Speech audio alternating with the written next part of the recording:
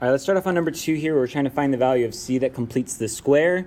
So it's kind of on completing the square technique. What's the number we add to both sides? So it's going to be b over 2 squared.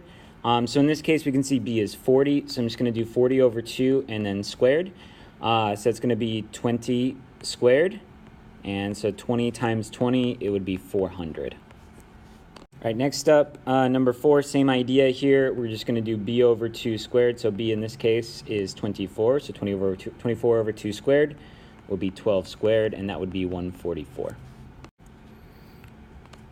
All right, next up, we are going to complete the square here. So first step for completing the square, we always want to move all of our numbers to the right-hand side. And so I'm going to move that 18 over. I'm going to keep all my variables on the left. So then this is going to be 16. And then next up, I need to do that b over 2 squared like I was doing on the previous question. And so in this case, that's going to be 4 over 2 squared. So that'll be 2 squared, which is 4. So I'm going to add 4 to both sides of the equation. Very important that we do it to both sides. So I'm going to get r squared plus 4r plus 4 equals 20. And then next up, we're going to factor the left side here, thinking of two numbers and multiply to 4 and add to 4. So that's going to be 2 and 2. Whenever we do this, that should always be the same number twice. So I'm going to put r plus 2 squared equals 20.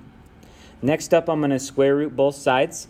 Now in this case, I see I can break down the square root of 20. So I'm going to go ahead and do that right now. I see I can break it down and get a twin 2's there with a loner 5. And so when I write this here, I'm going to write it with the twin 2's combining outside and then the loner 5 staying inside. But since I created that square root, I do need to put a plus or minus in front of it. On the left side here, the squared and the square root cancel each other out, so I'm just left with r plus 2. So now I'm just going to subtract 2 from each side. So I got r equals negative 2. I always put that one first, plus or minus 2 rad 5. Next up, number 8, same idea here. So we first want to move all of our numbers to the right-hand side. So I'm going to add that 10 over. And then I'm going to do my b over 2 squared. And so that's going to be negative 2 over 2 squared. And that's actually going to be negative 1 squared, which is 1. So I'm going to add 1 to both sides. And I have n squared minus 2n plus 1 equals 9. And so then I want to factor that. So I'm going to think of two numbers and multiply to 1 and add to negative 2. So then I have negative 1 and negative 1. Once again, that should always be the same number twice. So we can write it as n minus 1 squared. And that's going to equal 9. Now I'm going to square root both sides. Now this one's actually a clean square root, so I'm just going to do this as plus or minus 3 here since I know the square root of 9. And then this will be n minus 1. Now I'm going to add 1 to both sides, and so I get n equals, and once again I like to put that number that I added or subtracted over 1 first, and then the plus or minus number. Now in this case, when they're both just regular numbers like this, I should always actually add them and subtract them. So I'm going to do 1 plus 3, and that's 4. And then I'm going to do 1 minus 3, and that's negative 2. So I get my two answers there of 4 and negative 2. All right, next up here, I'm again going to add the 12 over to the other side. I want to get all my variables on the left and all my numbers on the right. But then I see in this case that we have a number in front of k squared. It's 2. So I always like to divide everything by that number. You really need to do this. You actually can do it at your first step as well. It's fine either way as long as you divide every single number by 2. So then this will become k squared minus 4k equals 8. So then I need to do b over 2 squared. Oh, in parentheses there. And so in this case, b is negative 4. So I'm going to do negative 4 over 2 squared. So that's negative 2 squared equals 4. So I'm going to add 4 to both sides. So I get k squared minus 4k plus 4 equals 12. So then we're going to go ahead and factor this, thinking of two numbers and multiply to 4 and add to negative 4. So that's negative 2, negative 2. So I got k minus 2 on the left side squared equals 12. I'm going to square root both sides. Now I again need to break down this radical 12 here, which is 4 and 3, and that's 2 and 2. So I'm going to say k minus 2 equals 2 radical 3, since we have that loner 3 right there. And then last step, I'm just going to add the 2 over. And so I'll get my final answer. I'll put it over here. K equals 2 plus or minus 2 rad 3. Since that second piece is a radical, we're not allowed to add them together, but that's fine. We just leave our answer like that. 5. All right, next up, we are going to identify the vertex first. So part A should be pretty easy here. We just switch the x value there, so that's going to be 3, and then keep the y value as 13. So that's our vertex. That's it for part A. All right, next part, we're going to switch it to standard form. So for this, I would always write the parentheses twice because it's squared. And then I like to multiply those two together with a box. So x minus 3 and x minus 3 would be x squared minus 3x, and then plus 9. And so I'll have that negative outside. Then I have x squared minus 6x plus 9 plus 13. So I'm just kind of combining these and then putting all the contents there.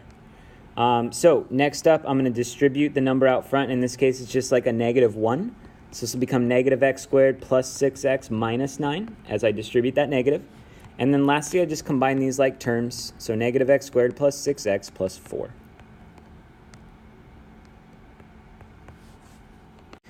right, next up here, we're going to find all the information. So first of all, the axis of symmetry. It's always the x value of the vertex. And since I need to find the vertex anyway, I'm just going to do my formula.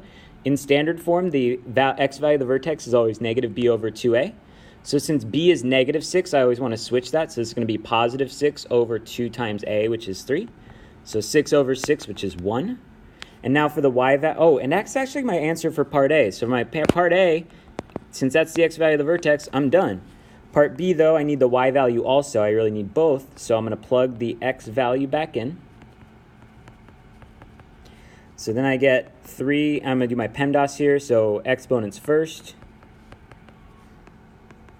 And then my multiplication, just multiplying by 1. And now my adding, so 3 minus 6 is negative 3, plus 2 is negative 1. So then my answer for part B, my vertex is 1, comma, negative 1, and that's my x value, comma, y value as a coordinate point. Lastly, we're going to write this in vertex form. That's really easy once you have the vertex form. The only thing I kind of need to add here is a. And how you find a is because vertex form is a times x minus h squared plus k. So the only thing that's kind of the same as before is really that a value. So I'm going to grab the a value from there. I'm just going to steal it. So a is 3. So that's the only part you kind of copy here. And then for the h and k, you always look at your vertex. So I'm going to put x minus 1 there, squared, minus 1. Remember that your x value lies, but your y tells the truth. All right, next up, we're going to solve these with square roots. So I first need to isolate the squared. So I'm going to add 3 to both sides. So x squared equals 0. Then I'm going to square root both sides. So I get x equals, technically it should be plus or minus 0, but since there's no negative 0, on that one, we just list it once. Next up, number 18, I first want to divide this by 36 on both sides to isolate the squared. Now, we can't divide 25 by 36, so I'm just going to leave it as a fraction. And now I'm going to square root both sides. I do need a plus or minus since I created the square root. And then for square rooting fractions, you just square root the top and the bottom separately. So that's going to be 5 over 6.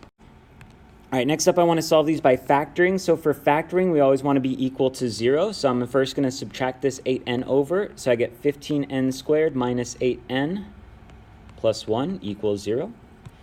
And so now I'm going to factor this. So I do a times c up top, so that's 15 and negative 8.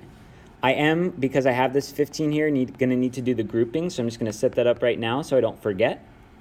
And so two numbers that multiply to 15 and add to negative 8 is negative 5 and negative 3. So that's how I'm going to split this up as negative 3n minus 5n. Now we're going to do our grouping here. All right, so now we're going to go ahead and GCF out of each group. So the first group, I see I can take out 3n. And that's going to leave me with 5n minus 1 inside. The second group, it looks like I can't take out anything. So whenever that happens, I just take out a negative 1 or a positive 1 based on if this first one is positive or negative.